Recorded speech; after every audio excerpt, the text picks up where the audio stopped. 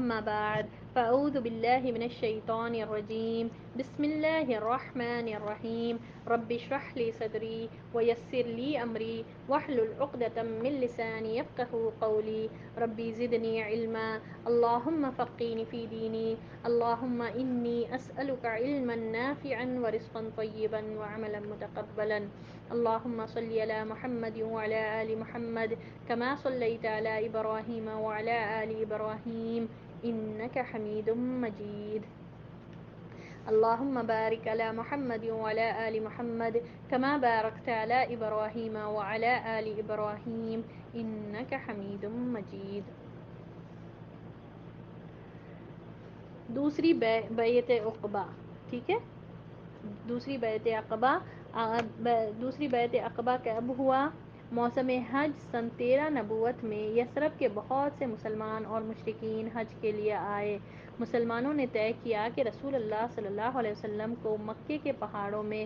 چکر کاٹتے، ٹھوکریں کھاتے اور خوف و ہراس کے عالم میں نہ چھوڑیں گے. چنانچہ انہوں نے آپ صلی اللہ علیہ وسلم سے در پردہ رابطہ یعنی سیکریٹلی رابطہ کیا اور ایام تشریق کے درمیانے روز رات کے وقت جمرہ عقبہ کے پاس گھاٹی میں اجتماع منعقد کرنے پر اتفاق کیا. اب ہوا کیا؟ ٹھیک ہے، فرسٹ بیعت عقبہ میں 12 لوگوں نے بیعت کیے اور واپس چلے گئے. پھر وہاں سے مصعب بن عمیر جو ہے اپنی کوششوں میں اپنی محنتوں میں لگ گئے اور اسلام پہنچاتے گئے. ان کی کوششیں اتنی رہی کہ 1 سال میں ایک گھر نہیں بچا مدینے میں جو اسلام نہیں قبول کیا ہو. اور پھر مصعب بن عمیر نیکسٹ ایئر حج کے ٹائم واپس آئے. اب ہوا کیا؟ اب یہ لوگ جو آئے، بہت سے مسلمان اور مشرک حج کے سیزن میں آ سکتے نا مکے میں، اب وہ لوگ آئے. مسلمانوں نے طے کیا، اب مسلمان ہو گئے تھے، ان لوگوں نے طے کیا کہ اب محمد صلی اللہ علیہ وسلم کو مکے کے پہاڑوں میں چکر کاٹتے، ٹھوکریں کھاتے نہیں چھوڑیں گے. کیوں؟ وہاں پر مکے والے تو کوئی بھی ایکسیپٹ ہی نہیں کرے. اور اب تک بھی یہی معاملہ تھا. 13 سال گزر گئے تھے. ٹھیک ہے، یہ 13 نبوت کے 13th ایئر میں یہ ہوا، یہ سیکنڈ بیعت عقبہ. تو اب وہ لوگ یہ ڈیسائیڈ کرے کہ اب آپ صلی اللہ علیہ وسلم کو یا مکے میں نہیں چھوڑیں گے. ہمیشہ خوف کے عالم میں رہتے یہ لوگ، پلاننگز کرتے اور ٹھوکریں کھاتے، ہم نہیں چھوڑیں گے. چنانچہ اسی لیے ان لوگوں نے کیا کیا کہ سیکریٹلی آپ صلی اللہ علیہ وسلم سے رابطہ کرنے کی، میٹنگ کرنے کی کوشش کی. اور ایام تشریق کے درمیانے روز، ایام تشریق کس کو کہا جاتا؟ تبارک اللہ فیکم. 11، 12، 13 ذوالحجہ کو ایام تشریق کہا جاتا اور یہ کھانے پینے کے دن ہیں. ٹھیک ہے، یہ کھانے پینے کے دن ہیں. ان دنوں میں اللہ کا کثرت سے ذکر کرنے کا اللہ تعالیٰ نے حکم فرمایا ہے. ٹھیک ہے، اچھا، ہم سب کو معلوم ہے آج 7 ذوالحجہ ہے، تو کل جو ہے 8 رہے گی. تو 8 ذوالحجہ سے مناسک حج یعنی حج کے ارکان شروع ہوں گے. تو 8 ذوالحجہ کو کیا کہا جاتا؟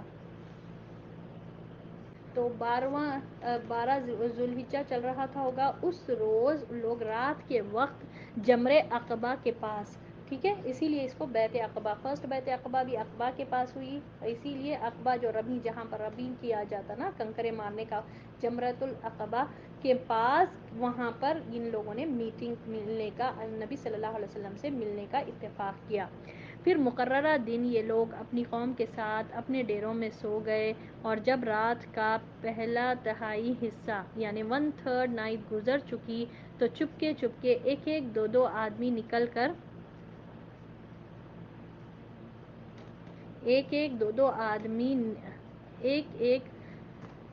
آدمی نکل کر عقبہ کے پاس جمع ہوئے. اکارڈنگلی جیسا جہاں طے ہوا تھا نا کہ ہم یہاں پر ملیں گے محمد صلی اللہ علیہ وسلم پر، یہ پلیس عقبہ، جمرہ عقبہ کے پاس ملیں گے بول کر ڈیسائیڈ کرے تھے.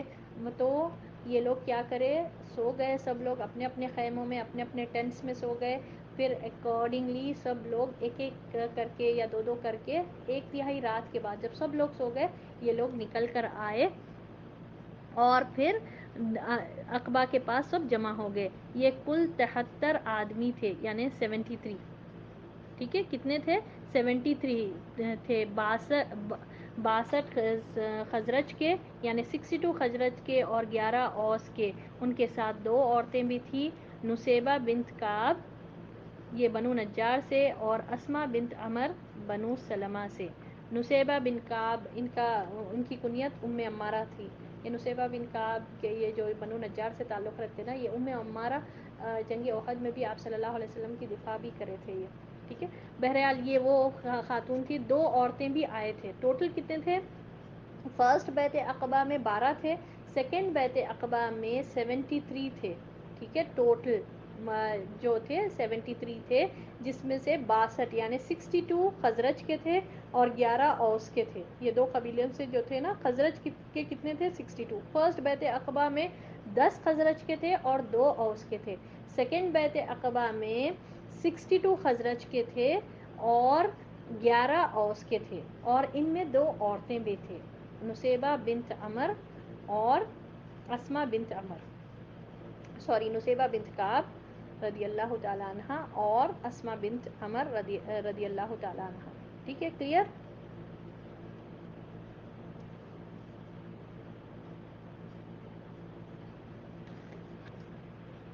اب کیا ہوا، یہ 1/3 رات گزر گئی، بعد پورے ایک 2 کر کے نکلے، سب ایک ساتھ نہیں نکلے۔ دیکھیں کتنا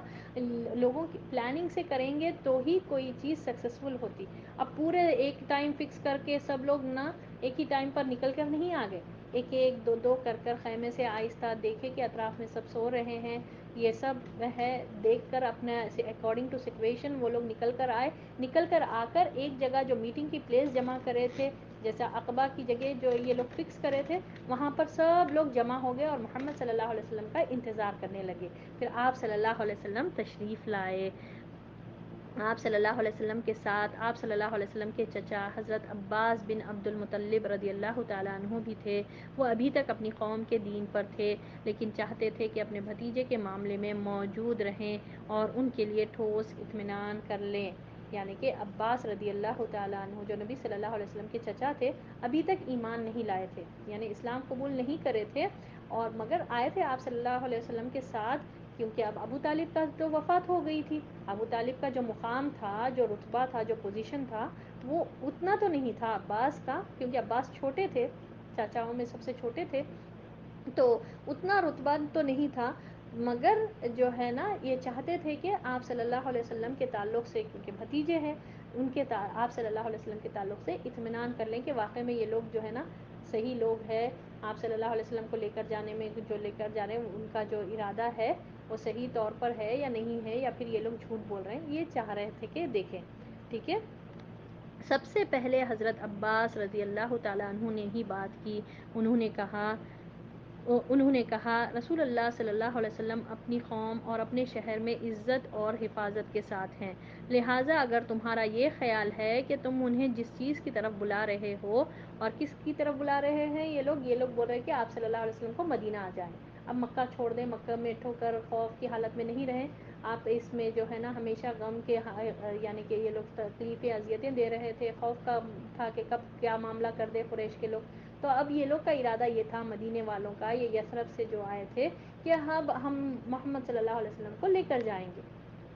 تو عباس رضی اللہ تعالیٰ عنہ نے کہا کہ اگر تم لوگوں کا یہ ہے کہ یہ ارادہ ہے، تو پہلے تو یہ میں بتا دوں کہ مکے میں آپ صلی اللہ علیہ وسلم عزت اور حفاظت کے ساتھ ہے، اگر تمہارا یہ خیال ہے کہ تم اس چیز کی طرف جس کی طرف انہیں تم بلا رہے ہو اسے نبھاؤ گے اور انہیں ان کے مخالفین سے بچا لو گے، تو تم نے جو ذمہ داری اٹھائی ہے اسے تم جانو، ورنہ ابھی انہیں یہیں چھوڑ دو، یعنی ایک بہت بڑی ذمہ داری اٹھائے ہیں، معمولی بات نہیں ہے، ایک بڑی ہستی کو لے کر جانے کا، جو اور اس کا نبی صلی اللہ علیہ وسلم کو وہاں لے کر جانا، یعنی پورے مکہ والوں سے دشمنی مول لینا ہے، اگر تم نے جو اتنی بڑی ذمہ داری اٹھائی ہے، اگر واقعی میں تم لوگ اس کے لیے ٹروتفل ہے تو وہ تم جانو، ٹھیک ہے، اب تم جانو کہ کتنے ٹروتفل ہے تم لوگ کتنا اس بات کو یعنی کہ مضبوط ہو اس بات پر، اگر نہیں ہے تو یہیں پر چھوڑ دو اس بات کو تھے۔ اور یہ لوگ جو ہے عقبہ کے پاس 1/3 رات گزرنے، یعنی آدھی آلموسٹ 1/3 نائٹ گزرنے کے بعد جمع ہوئے تھے، محمد صلی اللہ علیہ وسلم بھی آئے ان سے ملنے کے لیے، اور ساتھ میں عباس رضی اللہ تعالیٰ عنہ آئے، وہ محمد صلی اللہ علیہ وسلم کے جو چچا تھے، انہوں نے ہی بات سٹارٹ کی، انہوں نے کہا کہ دیکھو اب تم لوگ جو بات جس وجہ سے یہ میٹنگ کرے، جس تمہارا جو ارادہ ہے کہ محمد صلی اللہ علیہ وسلم کو یہاں سے لے کر جائیں گے، اگر مضبوط ہے تو وہ تم جانو، ورنہ محمد صلی اللہ علیہ وسلم کو یہاں پر چھوڑ دو، یہاں پر محمد صلی اللہ علیہ وسلم حفاظت کے ساتھ ہے۔ اس کے جواب میں اہل یثرب کے ترجمان حضرت برا بن معمور نے کہا رضی اللہ تعالیٰ عنہ نے کہا، ہم صدق و وفا کے اور رسول اللہ صلی اللہ علیہ وسلم کے لیے اپنی روحیں نچھاور کرنے کا ارادہ رکھتے ہیں۔ اللہ اکبر کبیرہ، یعنی کہ ہم سچ ہے، وفاداری نبھائیں گے، ہم بالکل سچی بات کر رہے ہیں، اور اپنی روحیں یعنی اپنی جانیں تک بھی نچھاور کرنے کا ارادہ، اتنا پختہ ارادہ، اتنا مضبوط ارادہ کر کے آئے ہیں۔ اگر آپ ذرا یہاں پر سٹاپ کریں اور دیکھیں نبی صلی اللہ علیہ وسلم کے قبیلے والوں نے کس طرح دشمنی نبھائی اور کس طرح ناقدری انہوں نے کی، کہ آپ صلی اللہ علیہ وسلم کو سیکیورٹی دینے کی بجائے، آپ صلی اللہ علیہ وسلم کی قدر کرنے کی بجائے، اتنا بڑا معاملہ ان لوگوں کے سامنے، یہ لوگ اتنے بڑے بڑے چیزوں کے مشاہدہ کرے اور خود اللہ کے رسول صلی اللہ علیہ وسلم ہے، مگر ان لوگوں نے ناقدری کی۔ اور اللہ نے کیسا، دیکھیے کہ کسی اور اسٹرینجرز کو، غیر لوگوں میں کیسی محبت ڈال کر اللہ نے بھیجایا۔ اور اسی طرح ہم طائف کے معاملے میں بھی دیکھیں، نبی صلی اللہ علیہ وسلم خود چل کر گئے تھے انسانوں کو، وہاں کے لوگوں کے لیے بہترین خیر خواہی کے ساتھ کہ ان کو اسلام پہنچائیں، قرآن سنائیں، مگر ان لوگوں نے قبول ہی نہیں کیا۔ تو اللہ نے کیسا جنوں کی جماعت کو بھیجا، اور اس وقت میں بھی اللہ نے کیسی مدد فرمائی کہ یہ قبیلے والے، یہ قریش، آپ صلی اللہ علیہ وسلم کی پیدائش کی جگہ ہے، ان لوگوں نے نافرمانی کی اور سبحان اللہ ناقدری کی، اور بالکل مان کر نہیں دیے، بلکہ اذیتیں پہنچائے، طعنے کرے، بات مذاق اڑائے، اور آپ صلی اللہ علیہ وسلم کو کئی کئی القاب دیے یہ لوگ۔ تو یہ دیکھیے اللہ نے کیسا کسی اور کے دل میں، اور کیسی ان لوگوں کو محبت تھی، آئے وعدہ بھی کرے کہ ہم آپ سے جو ہے نا آ کر ملیں گے، اور آئے بھی، اور بڑھ کر آئے تھے۔ اب کے لاسٹ ایئر 12 آئے تھے، پھر نیکسٹ ایئر 73 آئے، اور ان لوگوں نے کیا باتیں کی کہ ہم اپنے وعدے کے بالکل سچے ہیں، ہم بالکل وفاداری نبھائیں گے، اور اپنی روحیں آپ صلی اللہ علیہ وسلم پر نچھاور کریں گے۔ لہٰذا اے اللہ کے رسول صلی اللہ علیہ وسلم، آپ بات کیجئے، اور اپنے لیے اور اپنے رب کے لیے جو عہد و پیمان پسند ہو لے لیجئے۔ اس کے بعد رسول اللہ صلی اللہ علیہ وسلم نے گفتگو فرمائی، آپ صلی اللہ علیہ وسلم نے قرآن کی تلاوت کی، اللہ کی طرف دعوت دی، اسلام کی رغبت دلائی، اور اپنے رب کے لیے عہد لیا۔ دیکھیے ایوری ٹائم آپ صلی اللہ علیہ وسلم قرآن کی تلاوت ہے۔ قرآن ایک اتنا بڑا معجزہ ہے، ہم لوگوں نے کبھی بھی ہم ہے نا کسی کو کچھ پہنچانے سے پہلے یہ ہے نا ہم ہے نا اپنی باتیں کرتے، دیکھیے ایسا نہیں ہے ویسا نہیں ہے، قرآن کے ذریعے سے آپ صلی اللہ علیہ وسلم نے ہمیشہ قرآن کی تلاوت کی، ایوری ٹائم لوگوں سے خطاب کرنے کے ٹائم پر، کسی کو کچھ سمجھانے سے پہلے قرآن کی تلاوت کی، پھر اسلام کی دعوت دی، اور ان سے عہد کیا کیا، عہد کیا کہ تنہا اسی کی عبادت کرو گے، یعنی اللہ ہی کی عبادت کرو گے، اور اس کے ساتھ کسی چیز کو شریک نہ کرو گے۔ اہل یثرب نے کہا، ہم کس چیز پر آپ صلی اللہ علیہ وسلم سے بیعت کریں؟ تو رسول اللہ صلی اللہ علیہ وسلم نے فرمایا، بہت امپورٹنٹ ہے، غور سے سنیے، آپ صلی اللہ علیہ وسلم سے جب پوچھے یہ لوگ، پہلے تو آپ صلی اللہ علیہ وسلم قرآن کی تلاوت کرے، اور جس بات پر کی طرف بلائے، عہد لیے، وہ پہلا عہد کیا تھا کہ ایک اللہ کی عبادت، اللہ کی ذات میں کبھی کسی کو شریک نہیں کرنا۔ اور جن باتوں پر بیعت ہوئی تھی، فرسٹ پوائنٹ کیا ہے؟ چستی اور سستی، ہر حال میں بات سنو گے اور مانو گے۔ سبحان اللہ، فرسٹ پوائنٹ دیکھیں کتنا پیارا ہے، جس میں موٹیویشن ہے کہ چستی یعنی انرجیٹک، جب یہ انرجی رہی یا پھر معاملات آسان رہے تبھی بات نہیں ماننا، یعنی سستی میں بھی، یعنی سستی کی وجہ سے جو بہت سے کام بگڑ جاتے ہیں، انسان جو ہے نا کاہلی کی وجہ سے، لیزینس کی وجہ سے بہت سے کام بگڑ جاتے ہیں، ارے نہیں بھائی ہم سے نہیں ہو سکتا، بعد میں دیکھیں گے، ایسا ہر ایک کی ہم دیکھتے عادت، یہ چیز صحیح نہیں ہے، اس کی وجہ سے بہت سے کام بگڑ جاتے، کبھی بھی جو کام جب کرنا ہے کرنا چاہیے۔ تو یہاں آپ صلی اللہ علیہ وسلم کا کتنا فرسٹ پوائنٹ کتنا موٹیویشنل تھا کہ چستی اور سستی، یعنی دونوں کنڈیشنز میں، کوئی سچویشن میں ایسا نہیں ہے کہ آپ صلی اللہ علیہ وسلم نے یہ نہیں کہا کہ جب چاہو جب میری مدد کرنا، یعنی یہ کام ہے نا اپنی سہولت سے اپنی فیسلٹی سے کرنا، نہیں، کوئی فیسلٹی نہیں، کوئی سہولت نہیں، ہر حال میں میری بات مانو گے۔ سیکنڈ پوائنٹ، تنگی اور خوشحالی ہر حال میں خرچ کرو گے۔ تنگی اور خوشحالی یعنی کہ جب مال کی فراوانی ہے، مال ہے تو ہی خرچ کریں گے اللہ کے راستے میں، اللہ کے رسول صلی اللہ علیہ وسلم جیسا کہے، جیسا حکم دیے جب ہی خرچ کریں گے، جب مال نہیں ہے تو نہیں خرچ کریں گے، ایسا نہیں، مال نہ ہونے پر، مال رہنے پر تبھی بھی خرچ کرو گے، ہر حال میں خرچ کریں گے۔ بھلائی کا کام دو گے اور بھلائی کا حکم دو گے اور برائی سے روکو گے، یعنی امر بالمعروف و نہی عن المنکر، بھلائی کا حکم دو گے اور برائی سے روکو گے، اللہ کے راستے میں اٹھ کھڑے ہوں گے اور اس کے بارے میں کسی ملامت گر کی ملامت تمہیں نہ روکے گی۔ سبحان اللہ، کتنی پیاری پوائنٹ ہے یہ کہ اللہ کے راستے میں جب بھی کہا جائے گا کہ نکلنا ہے، جانا ہے، جب اللہ کے راستے میں چلنا ہے تو تم ہمیشہ ساتھ چلو گے اور کسی ملامت گر کی، چاہے وہ رشتہ دار ہی کیوں نہ ہو، ٹھیک ہے، ہوتا نا بیوی بچے یا گھر والے، ماں روک رہے یا بیوی بچے روک رہے، تو ایسا نہیں ہے کہ تم نہیں رک جائیں اور ان کی ملامت کو امپورٹنس دے کر وہ لوگ بول رہے ہیں کہ تمہارے ساتھ ایسا ہوگا، تم ہمارے ساتھ ہمیشہ ایسا کرے، ایسا نکل کر چلے جاتے جبھی بھی معاملہ ہو، ٹھیک ہے، اب ہونے والا ہے نا، ایک بڑی چیز ہونے والا ہے، اب آف کورس ایک معمولی بات نہیں تھی، آپ صلی اللہ علیہ وسلم کو یہاں مکے سے مدینہ لے کر جانا ایک دشمنی مول لینا تھا محمد صلی اللہ علیہ وسلم، اب محمد صلی اللہ علیہ وسلم کو وہاں پر جانے کے بعد چھوڑیں گے تو نہیں، یہ مکے والے تو چھوڑیں گے نہیں، اور ہم سب کو ہسٹری معلوم ہے کیسے کیسے جنگیں کرے یہ لوگ، تو جب ہوگا تو جب جنگ کے لیے آپ صلی اللہ علیہ وسلم کہیں گے تو نکلنا، اپنے گھر والوں سے یا اپنے ملامت کرنے والے کوئی بولے کہ دیکھو تم لوگوں کو خیال نہیں ہے، گھر سے نکل کر چل جا رہے ہیں، جب بولے جب ہمارے کو ایسی حالت میں چھوڑ دے رہے ہیں تو کسی کی فکر نہیں کرنا، کسی ملامت گر کی ملامت تم کو روکنا نہیں پائے۔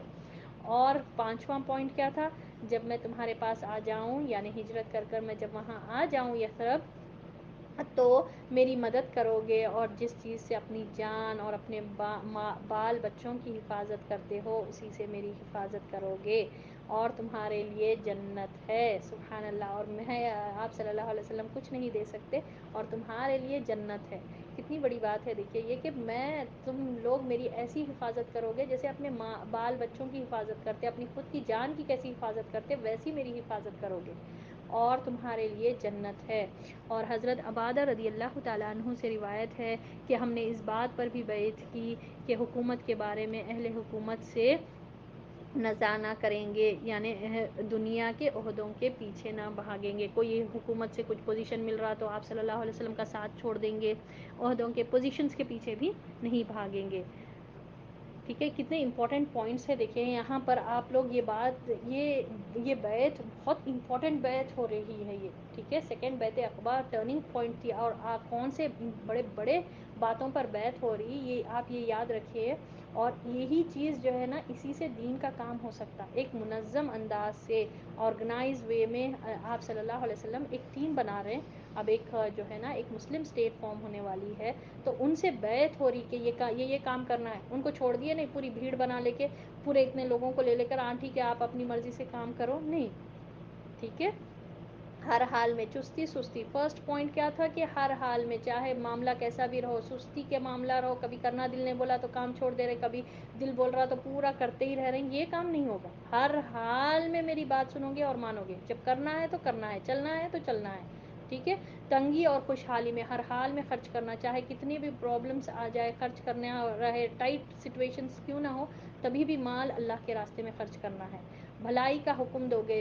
یعنی کہ بھلائی جتنی بھی نیکی کے کام ہیں اس میں حکم دو گے اور برائی سے روکو گے، اور یہ اعلیٰ ترین عمل ہے،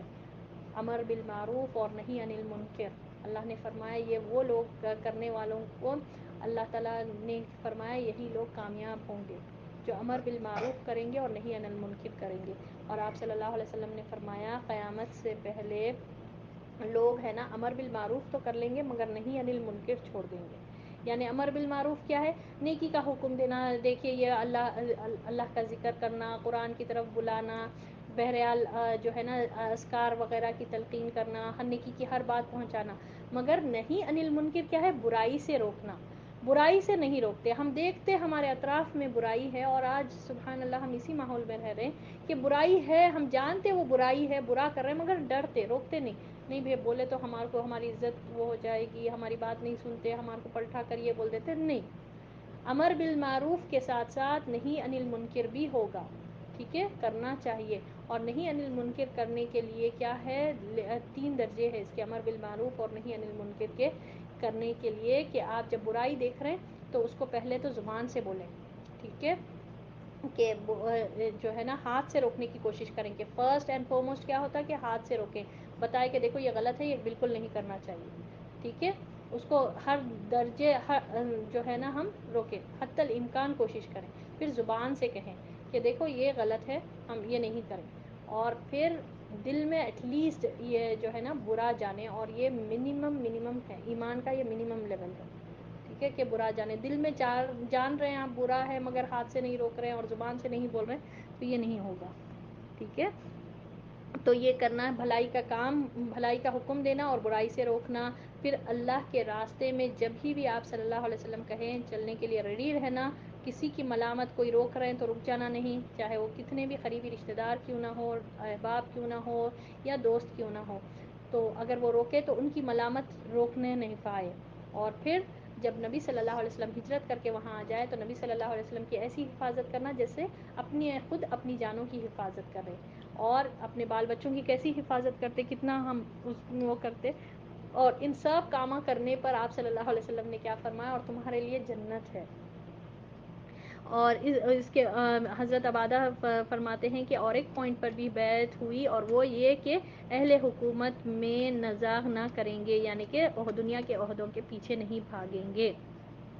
اس پر حضرت برا بن معمور رضی اللہ تعالیٰ عنہ نے آپ صلی اللہ علیہ وسلم کا ہاتھ پکڑا اور کہا، ہاں اس ذات کی قسم جس نے آپ صلی اللہ علیہ وسلم کو حق کے ساتھ بھیجا ہے، ہم یقیناً اس چیز سے آپ صلی اللہ علیہ وسلم کی حفاظت کریں گے جس سے اپنے بال بچوں کی حفاظت کرتے ہیں، لہذا آپ صلی اللہ علیہ وسلم ہم سے بیعت لیجئے، ہم اللہ کی قسم فرزندان ضرب و حرب ہیں اور ہتھیار ہمارا کھلونا ہے، ہماری یہی ریت باپ دادا سے چلی آ رہی ہے۔ یعنی یہ اہل مدینہ بہت بہادر تھے، عرصے سے ان کے پاس جنگ چل رہی تھی، بہت جنگ ہو رہی تھی، اور میں آپ لوگوں کو پہلے بھی جیسا بتائی کہ خزرج اور اوس میں تو اتنی جنگیں تھی، بہت کٹر دشمن تھے یہ لوگ، تو ان لوگوں کو جنگ کرنے میں بہادر تھے یہ لوگ۔ اب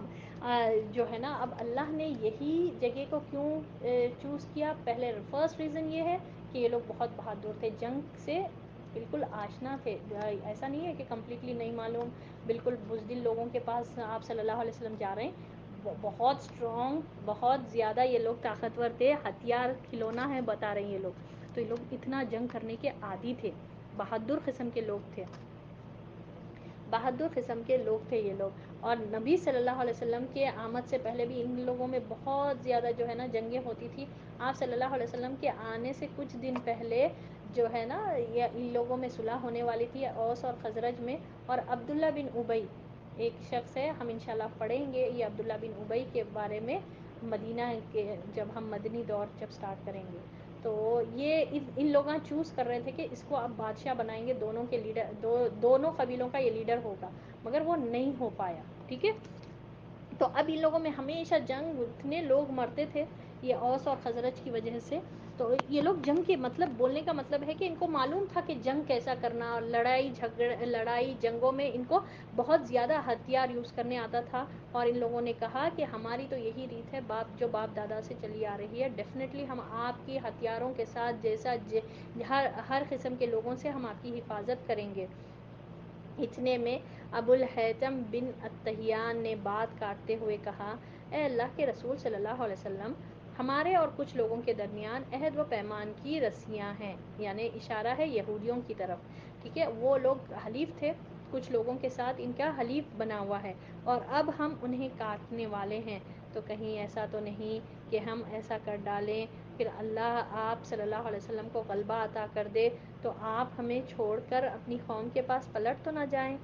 تو آپ صلی اللہ علیہ وسلم نے تبسم فرمایا، یعنی مسکرائے اور کہا، نہیں، بلکہ خون خون ہے اور بربادی بربادی ہے، میں آپ لوگوں سے ہوں اور آپ لوگ مجھ سے ہیں، جس سے آپ جنگ کریں گے میں جنگ کروں گا، اور جس سے آپ صلح کریں گے میں صلح کروں گا۔ یعنی اب ایک شخص ابو الحیثم بن تحیان، ٹھیک ہے، انہوں نے ایک بات کاٹتے ہوئے کہا، ایک ڈاؤٹ آیا، ایک کنفیوژن تھا، کلیئر کر رہے تھے کہ کہیں ایسا تو نہیں کہ آپ کو اللہ تعالیٰ غلبہ عطا کر دیا، اب ہم جو ہے نا ان لوگوں کی یہودیوں کی بڑی بڑی دشمنی لے رہے ہیں، ٹھیک ہے، اب ہم ان کے ساتھ حلیف ہے، اب ان کو چھوڑ دے رہے ہیں ہم، اور آپ کے ساتھ ہم پیمان کر رہے ہیں، تو کل کے دن اگر فیوچر میں آپ کو اللہ تعالیٰ غلبہ عطا کر دیا اور آپ جیت گئے، آپ کو فتح نصیب ہو گئی، تو کہیں آپ ہمارے کو چھوڑ کر آپ مدینہ کو چھوڑ کر یعنی چلے تو نہیں جائیں گے۔ تو آپ صلی اللہ علیہ وسلم مسکرائے اس پر اور بولے کہ نہیں، خون خون ہے، بربادی بربادی ہے، آپ لوگ مجھ سے ہیں اور میں آپ سے ہوں، تو ٹھیک ہے، آپ لوگ جس سے جنگ کریں گے میں بھی ان کے ساتھ جنگ کروں گا، اور آپ لوگ جس سے صلح کریں گے میں بھی صلح کروں گا، ٹھیک ہے، یہ ایک انصاف کی بات آپ صلی اللہ علیہ وسلم نے کی۔ اب ٹھیک ہے، کلیئر ہے، کلیئر ہو رہا؟ عباس بن عبادہ، یہ اور ایک انصاری ہے، یعنی مدینہ کے رہنے والے ہیں، انہوں نے آگے بڑھا اور انہوں نے کہا آپ لوگ جانتے ہیں کہ ان سے کس بات پر بیعت کر رہے ہیں؟ آپ لوگوں کو پتا ہے نا؟ پہلے پھر ایک بار سوچ لو آپ لوگ بول کر، یہ اور ایک بات کرنے لگے، ٹھیک ہے، انہوں نے کیا کہا کہ آپ لوگوں کو معلوم ہے کہ آپ کس بات پر بیعت کر رہے ہیں؟ سرخ و سیاہ یعنی سارے انسانوں سے جنگ پر آپ لوگ بیعت کر رہے ہیں، اس لیے اگر آپ کو اندازہ ہے کہ جب آپ صلی اللہ علیہ وسلم کے اموال کا صفایا جب آپ کے اموال کا صفایا کر دیا جائے گا اور آپ کے اشراف قتل کر دیے جائیں گے تو آپ ان کا ساتھ چھوڑ دیں گے، تو پھر تو ابھی سے چھوڑ دیجئے، کیونکہ یہ دنیا اور آخرت کی رسوائی ہے، اور اگر آپ لوگوں کا یہ خیال ہے کہ مال کی تباہی اور اشراف کے قتل کے باوجود عہد نبھائیں گے تو پھر انہیں لے لیجئے، کیونکہ یہ واللہ دنیا اور آخرت کی بھلائی ہے، یعنی کہ جس ہستی کو آپ لوگ لے کر جا رہے ہیں وہ معمولی نہیں ہے، آپ لوگوں کو معلوم ہے کہ کس بات پر آپ صلی اللہ علیہ وسلم سے بیعت کر رہے ہیں، عہد و پیمان کر رہے ہیں، اس کا مطلب یہ ہے کہ دنیا کے یعنی مکے والوں میں سے جتنے بھی انسان ہیں ان سب سے دشمنی مول لینا ہے، اور اگر آپ کے اس میں جو ہے نا آپ کے مال بھی خرچ ہوں گا، کیونکہ جنگ ہوں گی تو آف کورس مال بھی لگنا ہے وہاں پر، اور آپ کے بڑے بڑے لیڈرز بھی قتل ہوں گے، تو اگر آپ کو اس کا اندازہ نہیں ہے تو میں آپ کو بتا دے رہا ہوں، یعنی کہ پھر ایک بار سوچ لو، آپ لوگوں کو معلوم ہونا چاہیے کہ کس بات کی بیعت کر رہے ہیں، کہ آپ صلی اللہ علیہ وسلم جب وہاں پر آ جائیں گے تو آپ صلی اللہ علیہ وسلم کے خلاف بہت جنگیں بھی ہوں گی، سب کی دشمنیاں برداشت کر سکتے تو ٹھیک، نہیں کر سکتے تو یہیں پر چھوڑ دو، کیونکہ یہ دنیا اور آخرت کی رسوائی ہوگی، اگر بعد میں وہاں پر لے کر جا کر محمد صلی اللہ علیہ وسلم کا ساتھ چھوڑنا ہے تو ابھی چھوڑ دو، ٹھیک ہے، ابھی یہ بیعت نہیں کرو، ٹھیک ہے، دوبارہ سوچنے پر وہ بتا رہے ہیں یہ عباس، ٹھیک ہے، نبی صلی اللہ علیہ وسلم کے چچا نہیں ہیں یہ عباس دوسرے جو مدینہ سے آئے تھے ان میں سے ایک شخص نے کہا، ٹھیک ہے، 73 پیپل جو تھے ان میں سے ایک نے کہا، ٹھیک ہے، پہلے سوچ لو آپ لوگ کیسی بات پر بیعت کر رہے ہیں، جب نبی صلی اللہ علیہ وسلم کا ساتھ دینا یعنی اتنے لوگوں سے دشمنی مول لینا ہے، ٹھیک ہے، اگر وہاں جا کر آپ لوگوں کو پھر ڈاؤٹ آیا، مال بہت خرچ ہو رہا، اپنی جانیں چلے جا رہی، تو آپ لوگ پیچھے ہٹ جائیں گے، تو ابھی چھوڑ دو، ٹھیک ہے، اگر اسٹیپ بیک کرنا ہے تو ابھی چھوڑ دو، اگر نہیں آپ لوگ جمے ہوئے ہیں، آپ لوگوں کو آپ صلی اللہ علیہ وسلم کا ہمیشہ ساتھ دیں گے تو پھر آگے بڑھ کر بیعت کرو، اور واللہ یہ دنیا اور آخرت کی کامیابی ہے، بھلائی ہے، سبحان اللہ، کتنی بڑی بات ہے نا، یہ زبردست بات، ایک سخت امتحان تھا، ایک طرف اپنی جان ہے، اپنی مال کی قربانی ہے، اور دوسری طرف بغیر یعنی کہ ایک ہوپ ہے، دوسری طرف محمد صلی اللہ علیہ وسلم کا ساتھ ہے، آپ کس کا ساتھ دیں گے آپ، ٹھیک ہے، تو اس سے بات کیا پتہ چلتی کہ قربانیوں کے بغیر کچھ حاصل نہیں ہوتا، قربانیوں کے بغیر کچھ حاصل نہیں ہوتا، اتنی بڑی بات ہو رہی تھی، یہ معمولی بیعت نہیں تھی، تو اب کیا کہا لوگوں نے، کیا کہا پھر لوگوں نے کہا ہم انہیں مال کی تباہی اور اشراف،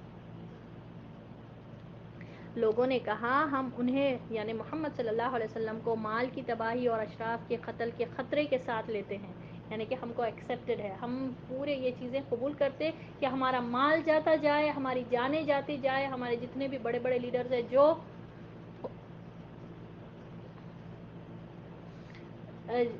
جو جس کی جتنی بھی قربانی ہو، تو لوگوں نے کہا کہ ہم اس خطرے کے ساتھ آپ صلی اللہ علیہ وسلم کو لیتے ہیں، سبحان اللہ،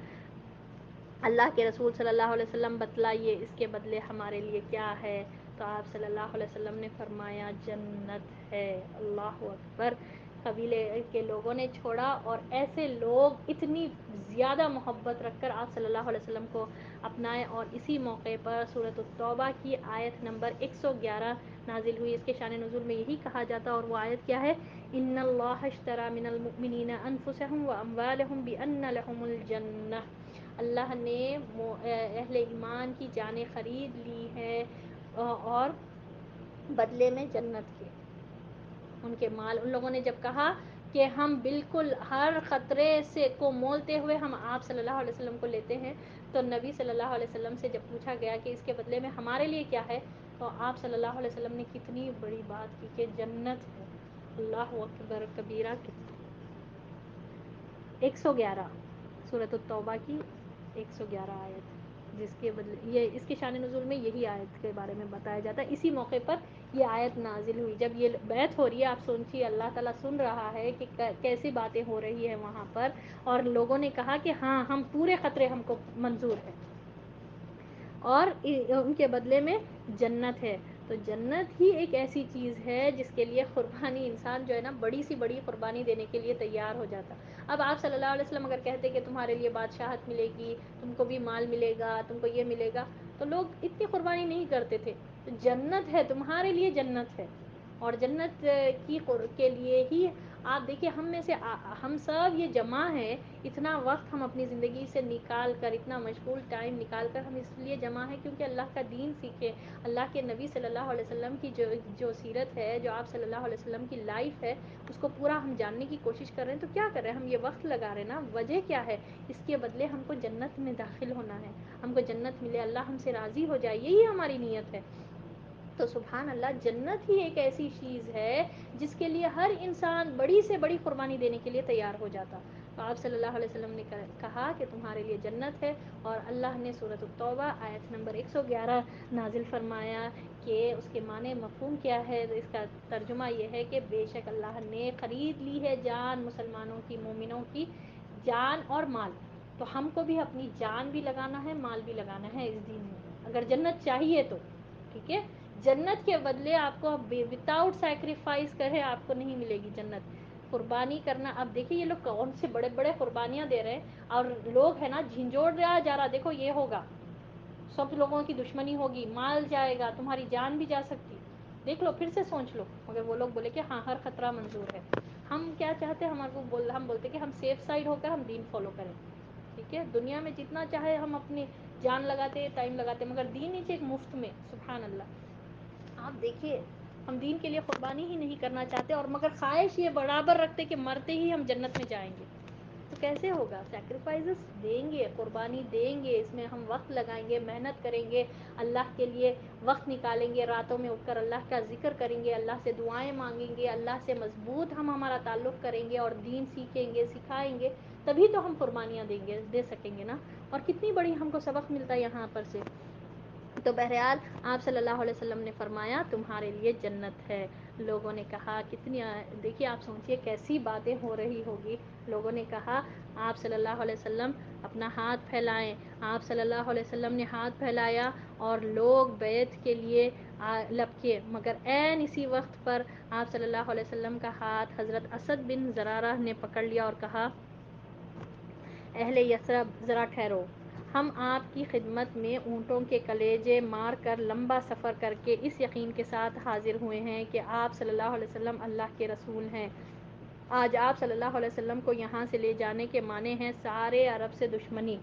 اپنے بڑے سرداروں کا قتل اور تلواروں کی مار. اب اگر آپ لوگ یہ سب برداشت کر سکتے ہیں تو انہیں لے لیں، اور آپ کا اجر اللہ پر ہے. اور اگر آپ لوگ اپنے متعلق کوئی اندیشہ، کوئی بھی ڈاؤٹ رکھتے ہیں تو انہیں ابھی سے چھوڑ دیں، یہ اللہ کے نزدیک زیادہ قابل عذر ہے. یعنی اچھی طرح سوچ لیں، فائنل سٹیپ اٹھانے سے پہلے پھر ایک بار سوچ لیں. معمولی چیز نہیں ہے، بالکل ایک اتنا بڑا خطرہ مول لینے کی بات ہے. پھر سے جھنجھوڑ دیا جا رہا ان کو. پھر سے دیکھیں کوئی کنفیوژن ہے، کوئی ڈاؤٹ ہے، کوئی پیچھے ہٹنا چاہ رہا تو ابھی چھوڑ دیں، ابھی پیچھے ہٹ جائیں، نبی صلی اللہ علیہ وسلم کو چھوڑ دے، یہ اللہ کے نزدیک زیادہ قابل عذر ہے. یعنی کہ پہلے بعد میں ایک بار بیعت کر لیے، عہد و پیمان ہو گیا، بعد کوئی پیچھے پلٹے تو اللہ ان کو نہیں معاف کرے گا. عہد و پیمان ہو رہا ہے، اب اگر اس سے ہونے سے پہلے کوئی بیک آؤٹ کرنا چاہ رہا، کوئی اسٹیپ آؤٹ ہونا چاہ رہا تو ابھی نکل جائے. پھر ایک بار سوچ لے، پھر ایک بار جھنجھوڑا جا رہا، اچھی طرح سے سوچ لے. ایسا نہیں ہو کہ قدم ہی نہ رکھے اور اس سے پہلے جو ہے نا پیچھے ہٹنا ہے تو ہٹ جائے، یا قدم رکھنے کے بعد ایک بار ہو گیا عہد و پیمان، اس کے بعد پیچھے بیک آؤٹ نہیں ہو سکتے. ٹھیک ہے، تو پھر سے جھنجھوڑا جا رہا تو اس پر اسد اپنا ہاتھ، انہوں نے کہا اسد اپنا ہاتھ ہٹائیے، واللہ ہم اس بیعت کو نہ چھوڑ سکتے ہیں نہ توڑ سکتے ہیں. پوری طرح سے مضبوط فیصلے کے ساتھ، کتنا مضبوط عہد تھا، لوگوں کو ہر طرح سے ان کے دماغ میں بات ڈالی جا رہی تھی کہ کہیں ایسا تو نہیں ہے، ایسا تو نہیں ہے، دیکھ لو پھر سے سوچ لو، دیکھ لو پھر سے سوچ لو، اگر ڈر ہے تو ابھی چھوڑ دو. مگر لوگوں نے کہا کہ اسد اپنا ہاتھ ہٹائیے، نہ ہم اس بیعت کو چھوڑ سکتے ہیں اور نہ توڑ سکتے ہیں. اللہ اکبر. اس کے بعد ایک ایک آدمی نے اٹھ کر بیعت کی، اور راجح ترین قول کے مطابق سب سے پہلے بیعت کرنے والے خود حضرت اسد بن زرارہ رضی اللہ تعالیٰ عنہ تھے. بس یہ چاہ رہے تھے کسی کے پاس کوئی اندیشہ ہے، کوئی ڈاؤٹ ہے تو کلیئر ہونا، ان کا وہ مقصد نہیں تھا. بس وہ چاہ رہے تھے کہ دیکھیں کسی کے پاس ڈاؤٹ ہے، لوگوں کو معلوم ہو جائے کہ کیا ہے یہ بیعت، کتنی ضروری ہے اور کتنی غیر معمولی بیعت ہونے والی ہے. ایک قول یہ ہے کہ ابو الحیثم بن تہیان رضی اللہ تعالیٰ عنہ نے کیا، اور ایک قول یہ ہے کہ حضرت برا بن معمور رضی اللہ تعالیٰ عنہ نے کیا. دونوں عورتوں کے سے بیعت صرف زبان سے ہوئی، ان سے مصافحہ نہیں فرمایا، کیونکہ آپ صلی اللہ علیہ وسلم عورتوں سے بیعت ہاتھ کے ذریعے نہیں کرتے تھے بلکہ زبان سے کیا کرتے تھے. ٹھیک ہے، کلیئر ہے یہاں تک؟ تو آج کا سبق ہم یہیں تک رکھتے ہیں. انشاءاللہ اللہ سے دعا کرتے ہیں کہ اللہ تعالی ہم سب سے راضی ہو جائے. آمین یا رب العالمین. وآخر الدعوانا ان الحمد للہ رب العالمین. سبحان ربک رب العزت عما یصفون وسلام علی المرسلین والحمد للہ رب العالمین. سبحانک اللہم وبحمدک نشہد ان لا الہ الا انت نستغفرک ونتوب الیک. اللہ اکبر، اللہ اکبر، لا الہ الا اللہ، اللہ اکبر، اللہ اکبر وللہ الحمد. اللہ اکبر کبیرہ والحمد للہ کثیرہ وسبحان اللہ بکرۃ واصیلا. السلام علیکم ورحمۃ اللہ وبرکاتہ.